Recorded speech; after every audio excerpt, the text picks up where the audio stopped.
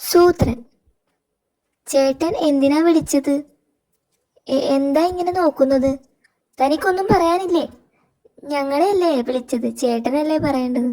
ഇന്ന് എൻ്റെ മോൻ്റെ ബർത്ത്ഡേ ആണോ? ഹാപ്പി ബർത്ത്ഡേ പറയണ്ടേ? ഹാപ്പി ബർത്ത്ഡേ മോനെ.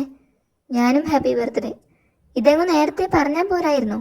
അത് സത്യം പറഞ്ഞാൽ ഞങ്ങൾ അതിനൊരു സൂത്രം ഒരുക്കാൻ പോവുകയായിരുന്നു. എന്തു സൂത്രം? ആശംസ പാറ. അതെന്താ? അതെന്താ സൂത്ര? മിണ്ടാതിരി. പ്രധാനപ്പെട്ട ആളുകളുടെ പ്രധാന സംഭവങ്ങൾക്കുള്ള ആശംസ ഒരു പാറയിൽ എഴുതി വയ്ക്കുന്ന പരിപാടി. ബർത്ത്ഡേ, പരീക്ഷ ജയിക്കൽ, എന്തെങ്കിലും പുതുതായി തുടങ്ങൽ, ഇതിനൊക്കെ ആശംസ എഴുതാം. മൂക്കൻ കുന്നിൻ്റെ കിഴക്ക് പറ്റിയ ഒരു പാറയുണ്ട്. അത് ചേട്ടൻ തന്നെ ഉദ്ഘാടനം ചെയ്യണം. ഉദ്ഘാടനമോ?